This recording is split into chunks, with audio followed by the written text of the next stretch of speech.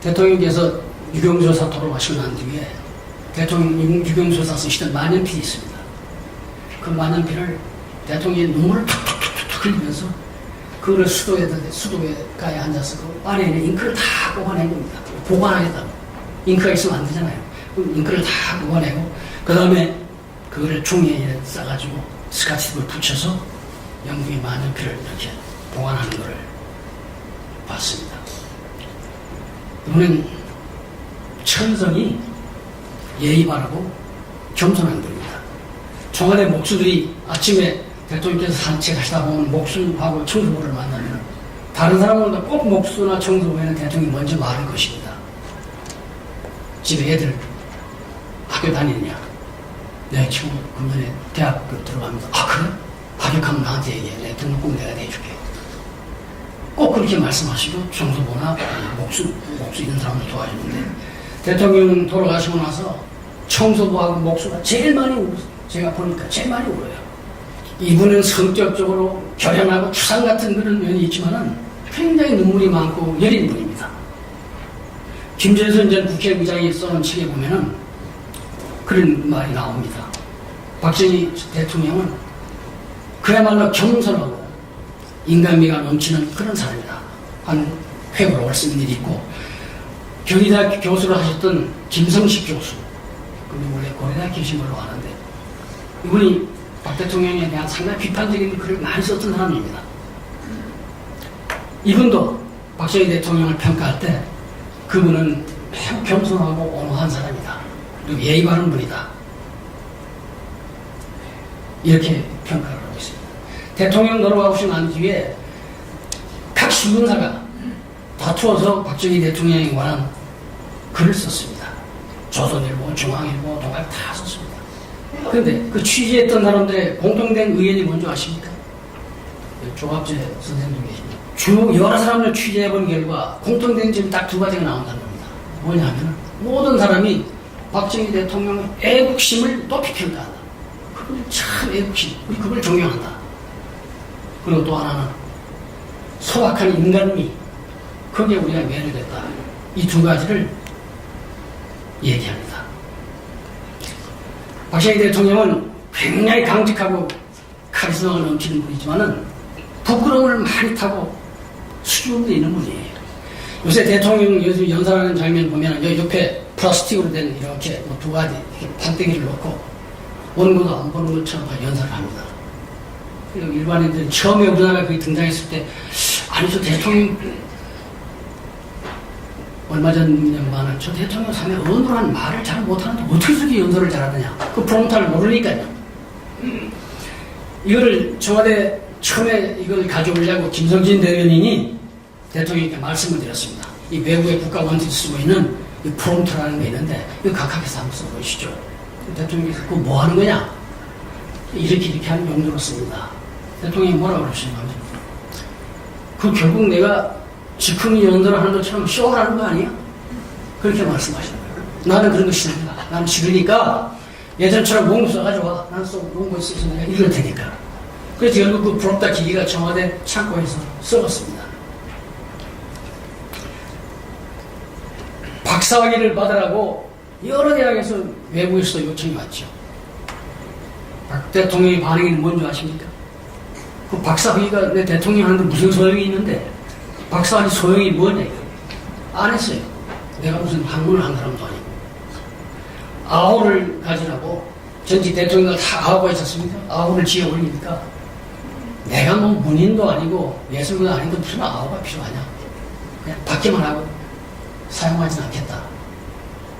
그렇게 해서 결국 대통령이 돌아가시고 난 뒤에 중수라고 하는 아호가 있다는 게 알려져서 요새는 뭐 중수라고 하는 모임에 산악회도 있고 그렇게 합니다. 맹자가 뭐라고 했냐면 수호지심은 의다. 부끄러워하는 마음은 올바르지 못한 일을 멀리하는 것이다. 그러니까 대통령이 부끄러워하는 마음은 올바르지 못한 일을 멀리하는 것이다. 이런 얘기입니다. 박정희 대통령은 진심으로 애국에 애족했던 분입니다. 그분이 한강대교를 개통을 할 때, 제2한강교인데, 거기에 개통을 할 때 다녀온 유달령 교수라는 분이 저한테 이런 얘기를 하는 걸 제가 직접 들었는데, 한강대교를 개통을 하고 나서 대통령이 시사를 하는데, 앞으로 우리 그때 한강대교하고 하나밖에 없어집니다. 앞으로 한강에 이런 다리를 20개 정도 놓을 겁니다. 그렇게 얘기하더라는 겁니다. 그래서 유달령 씨가, 아니, 대통령이 좀 더러운 사람이 아니냐? 뭐를 한강에다 다리를 20개나 놓는다고 그러냐? 그때 1962년도 3년대. 지금 한강에 지금 다리가 몇 개입니까? 20개가 넘습니다. 이거를 그렇게 앞을 보고 나갔던 분이죠. 현대조선 정주영 씨한테 박 대통령이 당신 조선으로 한번 해봐야 되겠다. 불러가지고 한번 해봐라. 그러니까 정주영 씨가 아무리 계산해도 안 되는 겁니다. 안 맞아요. 타산이 안 맞는 겁니다. 그래서 대통령이 나중에 정주영 씨를 불러가지고 호통을 칩니다. 대통령이 내가 도와주겠다는데 그거 하나 못하겠느냐? 당신 그런 사람이야? 정주영 씨 할 수 없이 알겠습니다. 각하 제가 한번 해보겠습니다. 그리고 나와가지고 에라 대통령이 하라는 한번 망해도 해보자. 그것이 지금 현대조선입니다. 세계 1위 아닙니까? 그러니까 대통령은 벌써 그렇게 앞을 내다보고 일을 시키는 겁니다. 그 현대조선의 비화입니다. 문화재 대통령이 이제 나라의 국력이 조금씩 확대가 되니까 문화재를 보수하라. 경주 뭐 할 것 없이 전부 문화재를 보수를 하기 시작했습니다. 청와대 문화재 보수 전문가 박사를 채용을 해서 당신이 저 문화재 보수하는 계획을 세워서 해라. 내가 지휘하겠다. 지금 전국에 있는 문화재 박정희 대통령 발길 손길이 안 닿는 곳이 없습니다. 지금.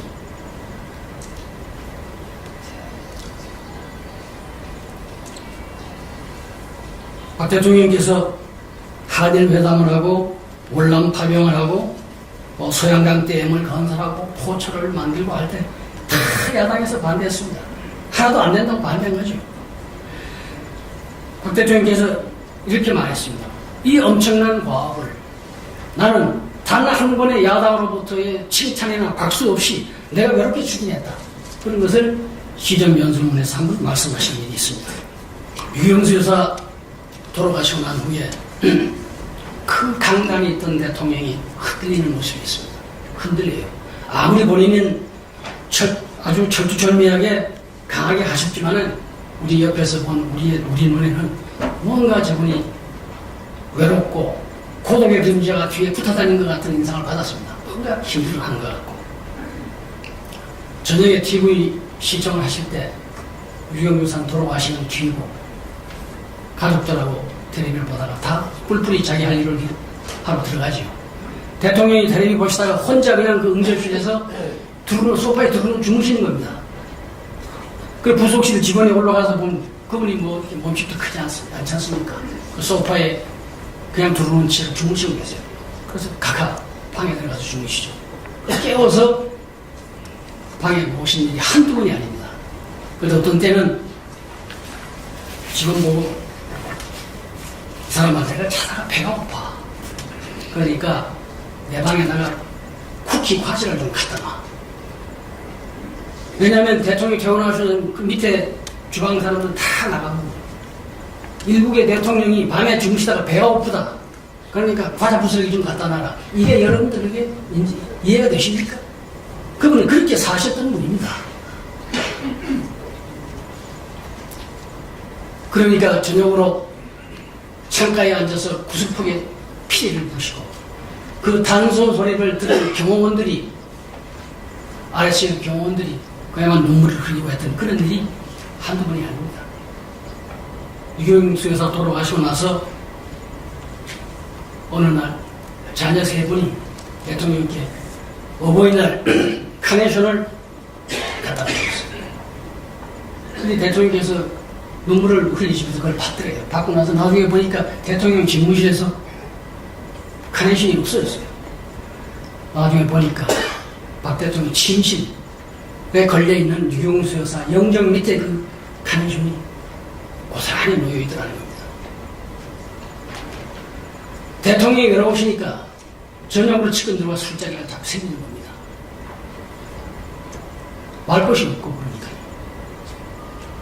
저는 대통령 따님이 좀 더 아버지에게 관심을 가지고 아버지의 수발을 잘 들었더라면 얼마나 좋았을까 하는 아쉬움이 제가 늘 있습니다. 본인들은 들으면 서운하시겠지만 그렇게 대통령이 외로워하시는데 그거를 자녀들이 왜 돌보지 못하느냐. 물론 다 바빴겠죠. 그러나 아버지, 국가원수 아버지, 외로워하시는 아버지를 돕는 일보다 더 중요한 일이 어디 있겠습니까? 인간 발전을 우리가 깊이 들여다보면 시련과 고난과 어려움의 연속이었습니다. 파란만장한 일생을 살시다 가는 분입니다. 그분이 이 나라에 태어났을 때는 나라가 없습니다. 나라 없는 민족이었습니다. 창씨 개명을 강요당하고 젊은이들은 전부 강제징용되고 분해가고 하는 그런 시절이었습니다. 박정희 대통령이 대구 소년 시절에 너무 가난해서 먹지를 제대로 못해서 야맹증이 걸려서 밤늘이 얻어오던 분입니다. 대구 사범학교 시절에 기숙사비를 못 내니까 집에 돌아와서 기숙사비가 될 때까지 준비해서 가다 보면 한 달, 두 달씩 결석을 하죠. 대구 사범학교 입학할 때 1070명이 응시를 해서 51등으로 입학을 했는데 100명 모집에 나중에 보면은 졸업할 때 보면 성적이 하위입니다. 하위. 결석이 너무 많아요. 그리고 그분이 교사의 길을 갔습니다마는 그 고난이 길었습니다. 해방 후에 건군에 참여해서 뭔가 해보려고 했더니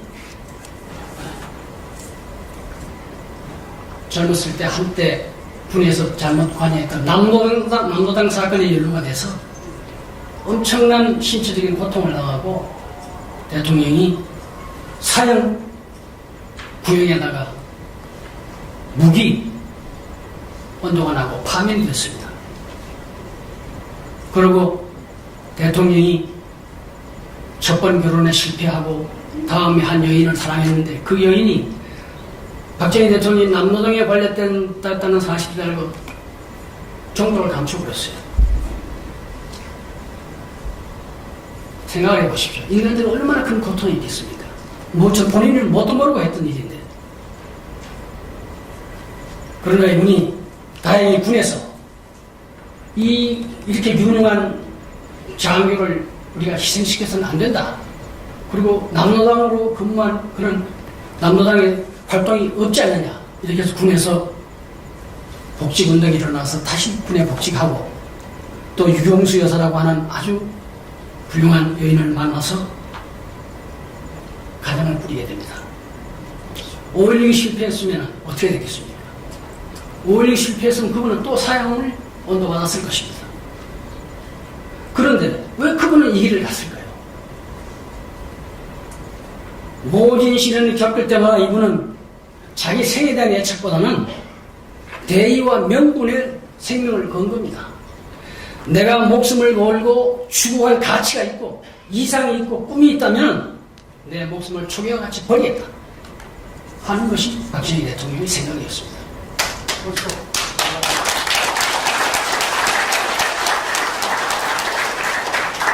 그랬던 분인데 그분의 목전에서 사랑했던 아내 유경수 여사가 문세왕의 총탄을 맞고 돌아가셨습니다.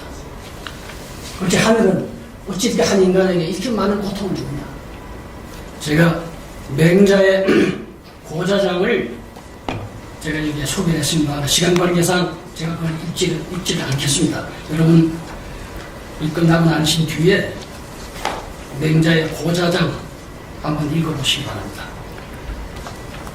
내용은 그렇습니다. 한 나라의 지도자가 되려면 엄청난 고통을 겪지 않고는 안 된다. 그런 고통을 겪어야만이 지도자가 된다. 진정 하늘은 한 인민족의 지도자를 갖기 위해서 그렇게 한 인간에게 심한 고통을 주었는가 하는 것을 제가 얘기하려고 맹자의 고자장을 여러분 앞에 소개했습니다. 이제 마지막 결론을 내겠습니다. 다시 처음에 얘기했던 말레이시아 수상 마하티르 얘기로 돌아갑니다. 이분이 1970년대 초에 국회의원 신분으로 대한민국에 왔습니다. 대한민국 동경에서 비행기를 타고 한국으로 왔는데 산에 나무가 파랗고 들판이 파랗고 마하티르 수상이 의원이 아니 다른 나라에 지금 가고 있는 것이 아닌가, 잘못 온 것이 아닌가, 그렇게 생각한다는 겁니다. 서울에 도착해 보니까 서울의 활기찬 모습, 농촌의 활기찬 모습, 쌀리맨들의 그 활기찬 모습, 이런 것을 보고 이 사람이 아니 한국이 GNP 세계 꼴찌 국가인데 어떻게 하루아침에 이런 나라가 되느냐, 사막 국가가 어떻게 이렇게 살림이 울창한 나라가 되느냐. 만약에 이 한민족에게 저력이 있었다면 그 민족의 저력을 에너지로 폭발시키고 분출시킨 동력이 있을 것이 아니야. 그 모티브가 누구냐? 결론을 마하티르가 이런 결론을 냈습니다. 아, 코리아는 박정희라고 하는 불세출의 한 지도자를 만나서 세계 최빈국에서 이렇게 중진국으로 발전해 나가구나, 이렇게 결론을 내고 돌아가서 마하티르는 시간만 있으면 한국을 배워라, 한국을 배워라, 그렇게 얘기했습니다.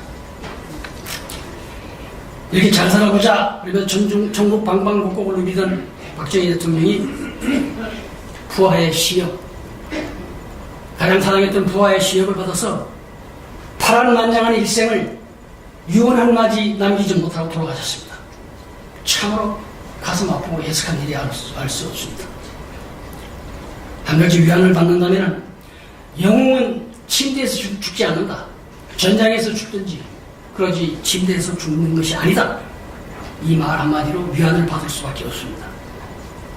세월도 가고 인걸도 가고 권력은 구름처럼 모였다가 흩어지기도 합니다. 최근에 박정희 대통령 기념 우표 사태를 제가 보면서 세태라는 것이 그런 것이 아니냐, 그 세태를 한탄할 필요도 없고 비난할 필요도 없고 다 인간은 그런 것이 아니냐 하는 생각이 듭니다. 다만 제가 한 가지 말씀드리고 싶은 것은 어린애들한테 잘한다 잘한다 그러면은 문고리 뽑아가지고 엿사먹습니다. 잘한다 하면은 자기들이 잘하는 줄 압니다. 그걸 국민들이 알아야 됩니다. 그리고 그것을 알고 국민들이 비난도 할 수 있어야 되고 경고도 할 수 있어야 되고, 그것이 국민들이 할 일입니다. 오늘 이제 제 말씀을 마치면서